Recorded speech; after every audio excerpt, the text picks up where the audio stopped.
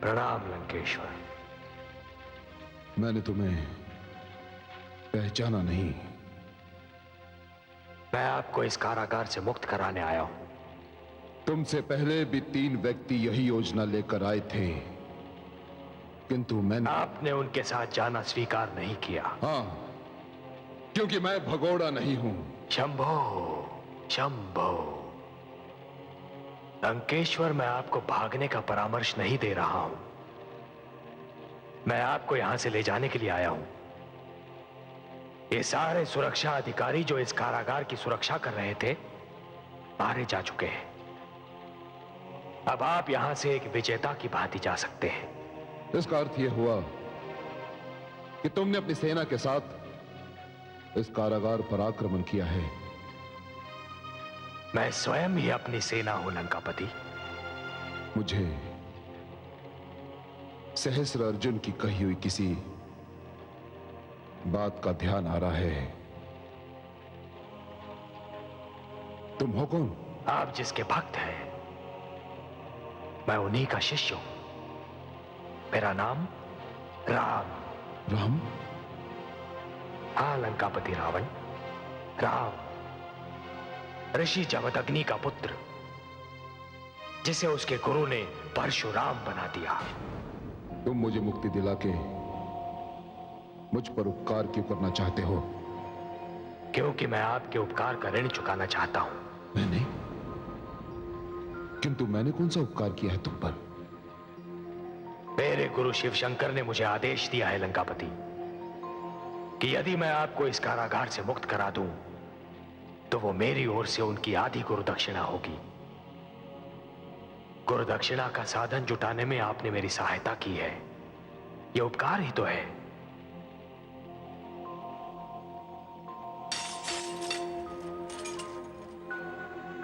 मेरी बात मानकर आप मुझ पर उपकार ही तो करेंगे।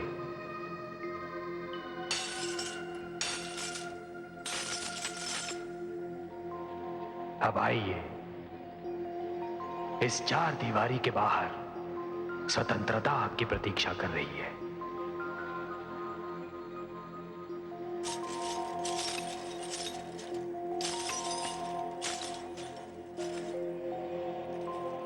परशुराम,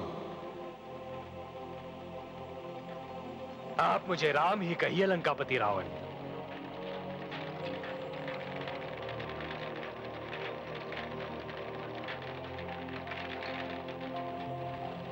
राम, इस समय स्वतंत्रता के बदले कुछ भी देने की स्थिति में नहीं हूं मैं, किंतु तुम किसी भी समय कोई भी वस्तु मुझसे मांग सकते हो। इसका अधिकार मैं तुम्हें देता हूं। मुझे किसी भी वस्तु की आवश्यकता नहीं है लंकेश्वर। हाँ, एक बात अवश्य कहना चाहता हूं। क्या कहना चाहते हो? आपने कारागार में एक लंबी अवधि बिताई है। आपको यह ज्ञात हो चुका है कि एक बंदी का जीवन कितना अपमानजनक और कष्टदायी होता है। जान चुका हूं, भली भांति जान चुका हूं मैं। तो फिर अपने राज्य में किसी भी बंदी का अपमान मत कीजिए, किसी भी बंदी को कष्ट न दीजिए। बस यही मेरी कामना है। मैं तुम्हें वचन देता हूं राम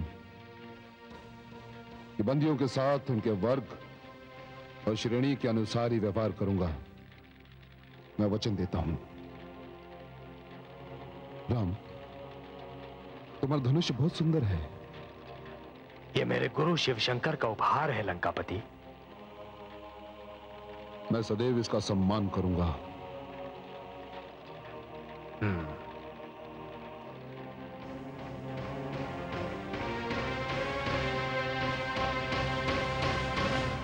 पिताश्री ने जब से लंका नरेश रावण को बंदी बनाया है, हमारे राज्य के प्रति सारे विश्व में आदर और भावना बढ़ गई है।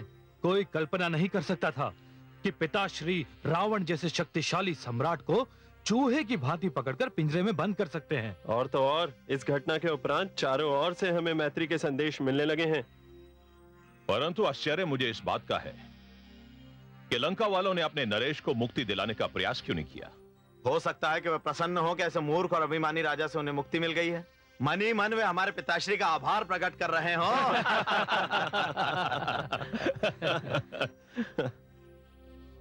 महाराज सहस्त्रार्जुन की जय हो।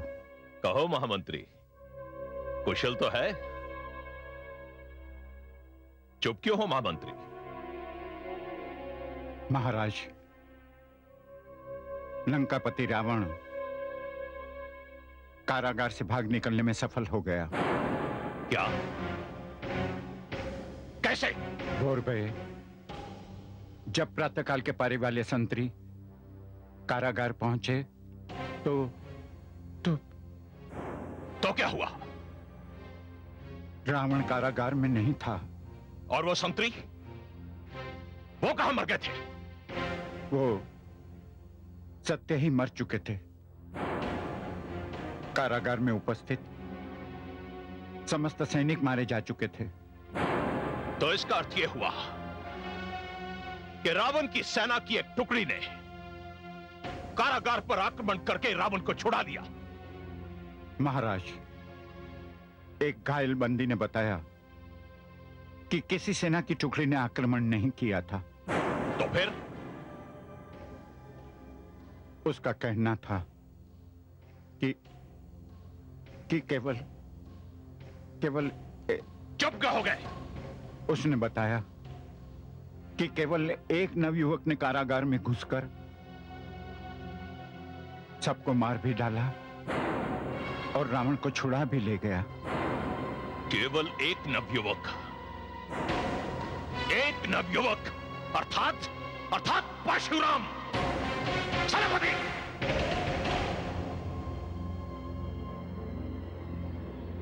आज्ञा महाराज। एक क्षण का विलंब किए बिना आंधी की गति से जाओ और ऋषि जमदग्नि के आश्रम को घेरकर परशुराम को ढूंढो और उसी स्थान पर उसी क्षण उसका वध कर दो। जो आज्ञा महाराज।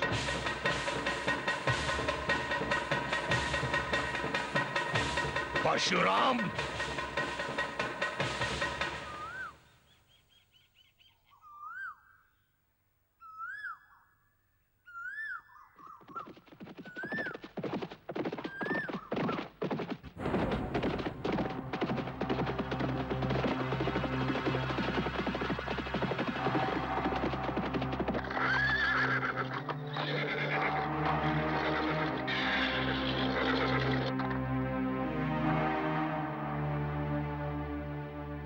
ऋषिवर, कहां है तुम्हारा पुत्र परशुराम?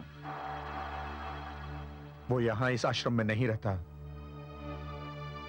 सैनिकों, जी सेनापति। आश्रम के कोने कोने में देख लो। जो आज्ञा सेनापति। ढूंढो से। आओ! आप बाहर चलिए।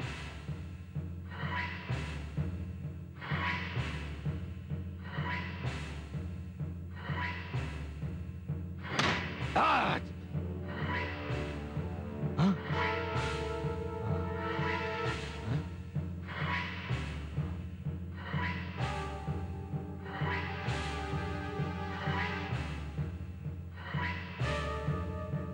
चलो।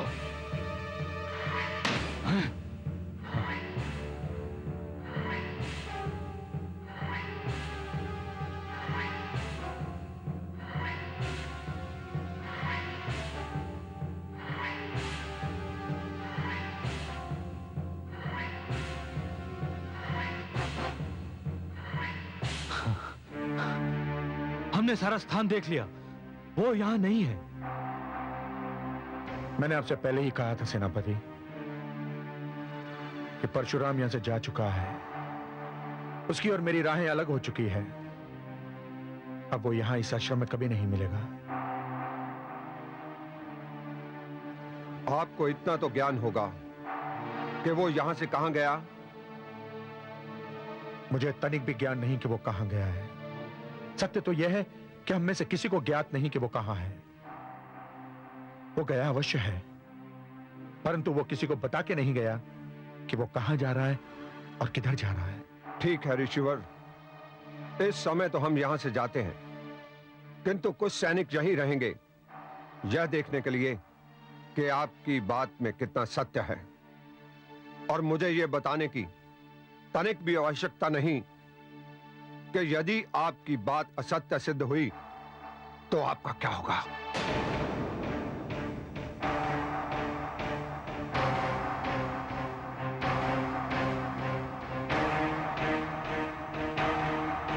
चलो।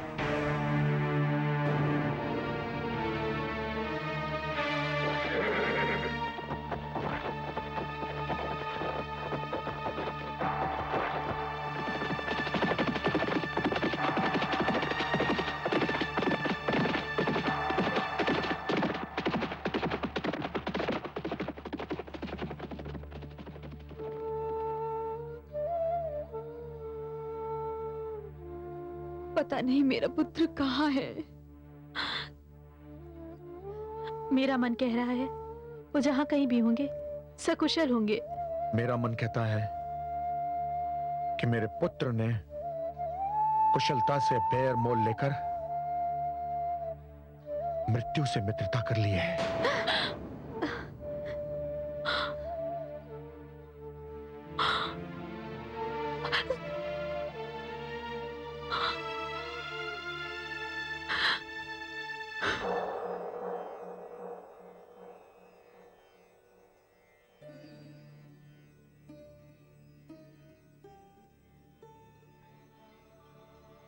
शंभो, हे शिव शंभो। मेरे स्वामी तुमसे अत्यंत प्रसन्न है वत्स। हे देवाधिदेव, हे गुरुदेव, क्या आदि गुरु दक्षिणा देने में मैं सफल हुआ? क्या मेरी ये तुच्छ भेंट आपने और माता ने स्वीकार कर ली? इसे तुच्छ न कहो शिष्य, तुमने तो एक महान कार्य संपन्न किया है। मैंने तो केवल तुमसे आधी गुरु दक्षिणा मांगी थी, परंतु तुम्हारे वीरता के प्रदर्शन को देखकर मुझे ऐसा प्रतीत हो रहा है मानो मुझे अपनी संपूर्ण गुरु दक्षिणा मिल गई हो। नहीं गुरुदेव, मुझसे सेवा का अवसर न छीनिए। मेरी एक विनती है, लंकेश्वर रावण की मुक्ति को मेरी ओर से केवल आधी ही गुरु दक्षिणा समझिए। शेष गुरु दक्षिणा भेंट करने के पुण्य से मुझे वंचित न कीजिए गुरुदेव। यदि तुम्हारा यही आग्रह है शिष्य, तो ऐसे ही होगा। और यह सौभाग्य मुझे कब प्राप्त होगा गुरुदेव? उसके लिए तुम्हें कुछ समय और प्रतीक्षा करनी होगी। मैं हर क्षण प्रतीक्षा करूंगा।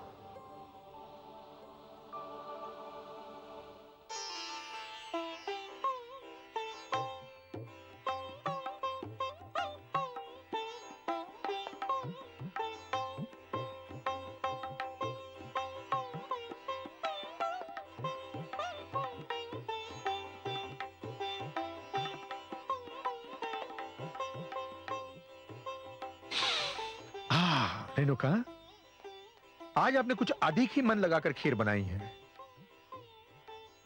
केसर की सुगंध तो मुझे बाहर ही मिल गई थी और मुझे रहा नहीं गया। स्वामी, ये वो खीर है जो परशुराम बड़े चाव से खाया करता था। बालपन से लेकर आज तक उसके जन्मदिन पर मैं यही खीर बनाया करती हूं। पर वो तो आज है नहीं यहां। किंतु उसका जन्मदिन तो है। भूल गए आप?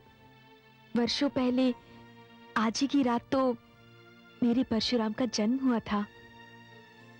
मैं उसकी अनुपस्थिति में भी आज के दिन ये खीर अवश्य बनाया करती थी।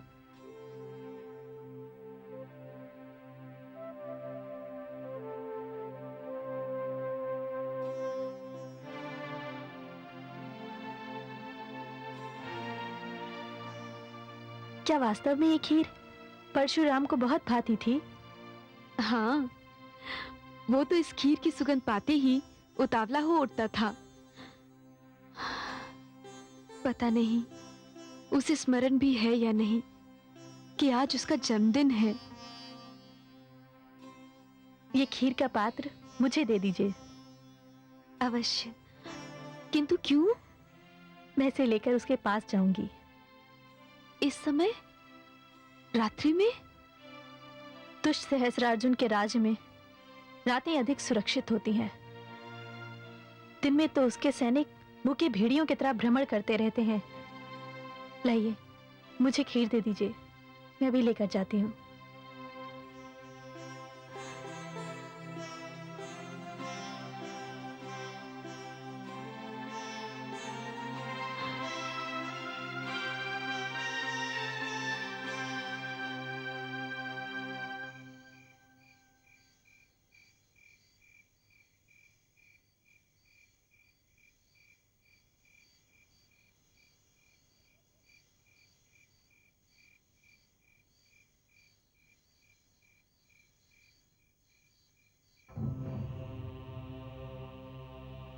जहां तक संख्या का संबंध है, सहस्रार्जुन की सेना और हमारी सेना में कोई तुलना नहीं।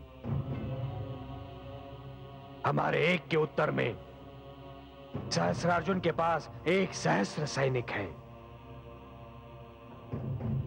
इसलिए हमारे लिए विशेष ध्यान देने का विषय यह है कि हम उनकी सेना की संख्या को घटाते रहें और स्वयं अपनी संख्या को घटने न दें। इस उद्देश्य की पूर्ति के लिए यह आवश्यक है कि हम प्रचलित युद्ध प्रणाली के स्थान पर कोई ऐसी रणनीति बनाएं जिससे सहस्रार्जुन और उसके सैनिक अनभिज्ञ हों।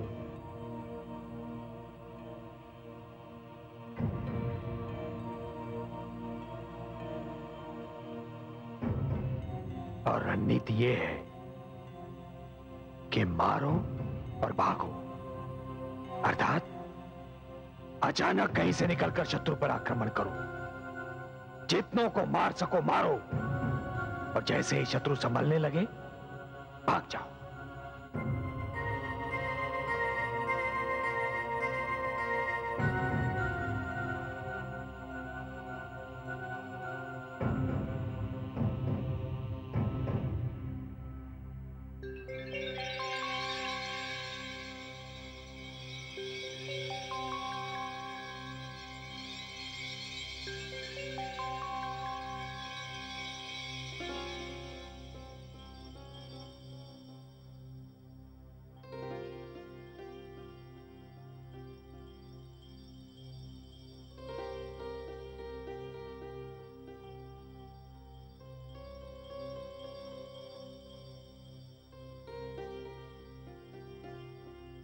जन्मदिन की बधाई हो राम।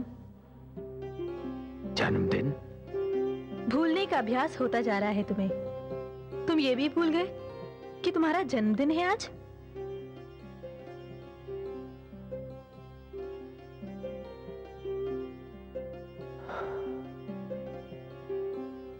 अनामिका,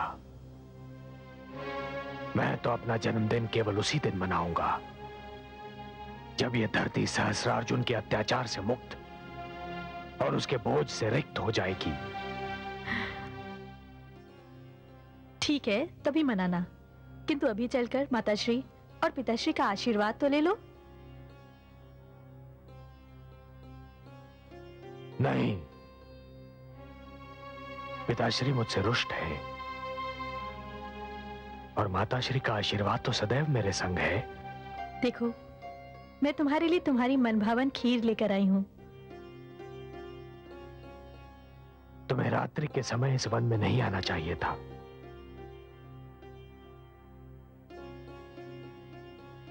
कुछ कार्य ऐसे भी होते हैं जिन्हें करने की ठान लो तो मन से सारे भय निकल जाते हैं। अनामिका, तुम एक नारी हो। भावुकता तुम्हारी शक्ति भी है और दुर्बलता भी।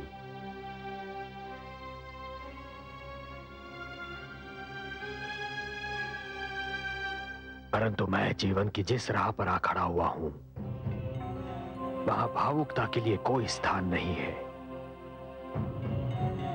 मैं बहता हुआ वो जल हूं जिसका एक स्थान पर ठहर जाना असंभव है। तुम्हारे पिताश्री के आश्रम में कई नेत्र ऐसे हैं जो तुम्हारे लौटने की प्रतीक्षा करते रहते हैं।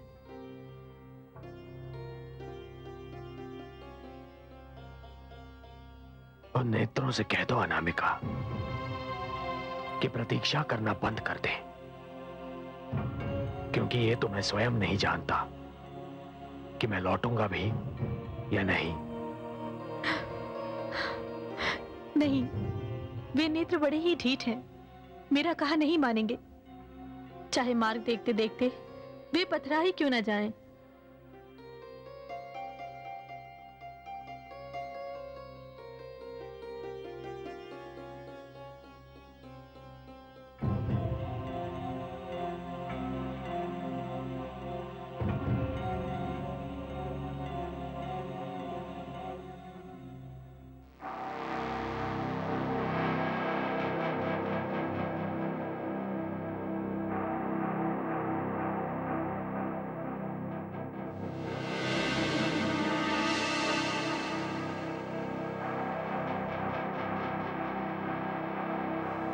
महाराज की जय हो। मुझे स्मरण किया महाराज ने। हाँ सेनापति, हमें सूचना मिली है कि परशुराम आश्रम को छोड़कर पास के किसी वन में छुपा है। सेवक आपकी आज्ञा की प्रतीक्षा में है। सैनिकों को लेकर जाओ और स्मश वन को छान मारो, और यदि उसका पता चल जाए तो हमें तुरंत सूचना दो। जो आज्ञा महाराज।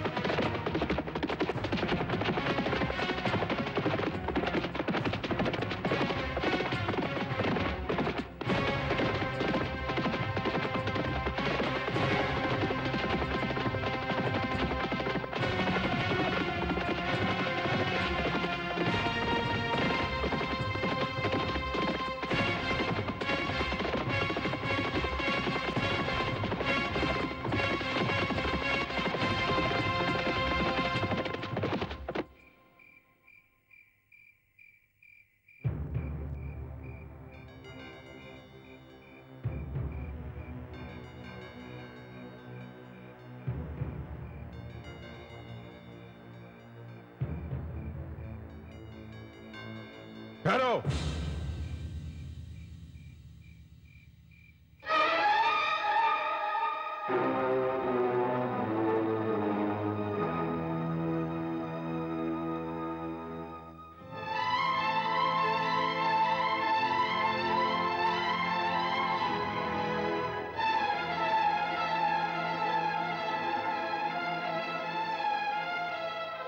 कहाँ जा रहे हो? वन में गुरुदेव। इतनी रात्रि गए वन में क्या करने जा रहे हो? मित्र परशुराम से प्रशिक्षण लेने जा रहे हैं। क्या? परशुराम से प्रशिक्षण लेने? युद्ध का प्रशिक्षण लेने गुरुदेव। क्या? युद्ध का प्रशिक्षण? युद्ध का प्रशिक्षण? कदाचित तुम ये भूल रहे हो शिष्यों। तुम्हारे माता पिता ने तुम्हें यहां मेरे आश्रम में युद्ध का प्रशिक्षण लेने नहीं, शास्त्रीय नियमों की शिक्षा ग्रहण करने के उद्देश्य से भेजा है। यह सत्य है गुरुदेव, परंतु यह भी सत्य है कि हम केवल शास्त्रीय नियम सीखकर दुष्ट सहस्त्रार्जुन के आक्रमण का सामना नहीं कर सकते। हमें शस्त्र उठाना ही होगा, हमें युद्ध करना ही होगा। युद्ध हमारा कर्म क्षेत्र नहीं। हे गुरुदेव, समय की मांग यह है कि हमें अपना कर्म क्षेत्र बदलना चाहिए। तुम भी वही भाषा बोल रहे हो, वही भाषा बोल रहे हो जो परशुराम बोलता है। परंतु स्मरण रहे कि परिणाम क्या हुआ। आज परशुराम इस आश्रम का अंश नहीं, और यदि मैं सिद्धांत के मतभेद पर अपने पुत्र को आश्रम से निकल जाने का आदेश दे सकता हूं, तो मैं ये आदेश तुम लोगों को भी दे सकता हूं। किंतु गुरुदेव, गुरु का आदेश सुनकर किंतु और परंतु जैसे शब्दों का प्रयोग गुरु की आज्ञा से मुख फेरने की राह पर पहला पग धरना होता है। तो क्या मैं ये समझूं कि तुम सबने आज्ञाकारिता से विमुख होने का निर्णय कर लिया है? नहीं गुरुदेव, हम में इतनी शक्ति नहीं कि हम अपने गुरु का आदेश टाल सके। तो फिर जाओ, लौट जाओ यहां से। और ये मेरा आदेश है कि आज के उपरांत परशुराम से युद्ध का प्रशिक्षण लेने कोई नहीं जाएगा। जाओ।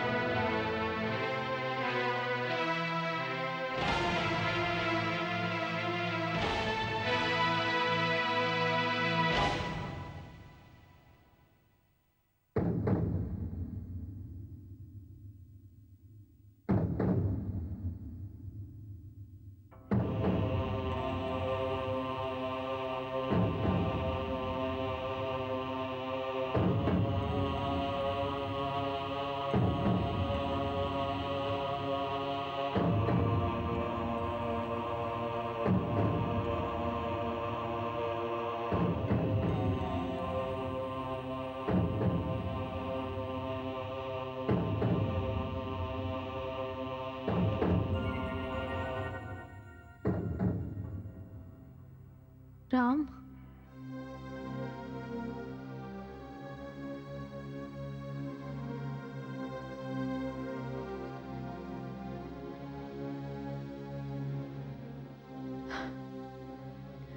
मुझे खेद है राम कि तुम जिनकी प्रतीक्षा कर रहे हो वो यहाँ नहीं आएंगे, कदाचित कभी नहीं आएंगे। अर्थात तुम्हारे पिताश्री को ज्ञात हो चुका है कि तुम उनके शिष्यों को युद्ध का प्रशिक्षण दे रहे हो। उन्होंने उन्हें यहाँ ना आने का और तुमसे प्रशिक्षण ना लेने का आदेश दिया है। इस संकट का पूर्व अनुमान तो अवश्य था, किंतु चिंता नहीं थी।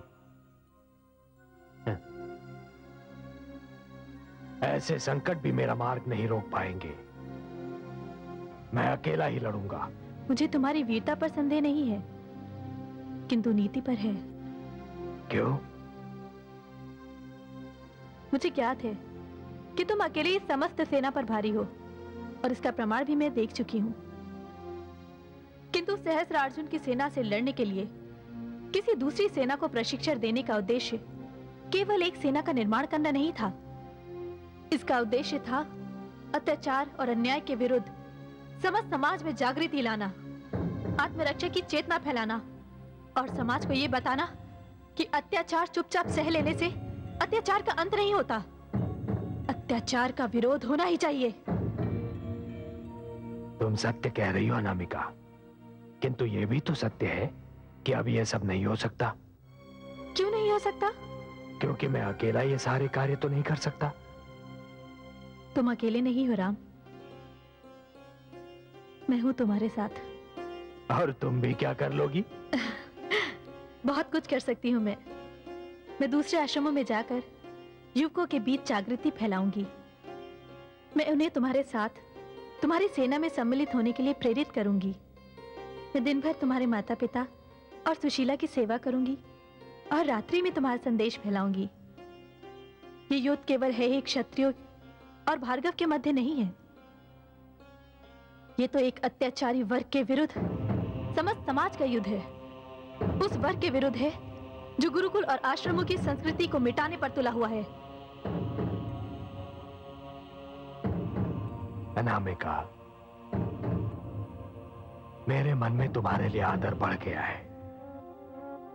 मैं कामना करता हूं कि चेतना की जो अग्नि तुम्हारे मन में भड़क रही है उसका स्पर्श हर नारी के मन को हो। किंतु मुझे भय भी लग रहा है अनामिका कि यदि ये सब पिताश्री को ज्ञात हो गया तो वो तुम्हें वो सब नहीं करने देंगे जो तुम करना चाहती हो। मुझे कोई रोक नहीं पाएगा, तुम्हारे पिताश्री भी नहीं। मैं उसे आगे ले ही लूंगी, चाहे इसके लिए मुझे झूठ का ही सहारा क्यों ना लेना पड़े। झूठ? तुम कहना क्या चाहती हो? यही कि जब जीवन का मूल आधार संकट में हो, जीवन के समस्त सिद्धांत संकट में हो, भविष्य संकट में हो, तो जीवन की रक्षा करने के लिए सत्य और असत्य में अंतर अर्थहीन हो जाता है। यदि इस विषय में तुम्हें कुछ पता चले तो बुरा मत मानना। अनामिक,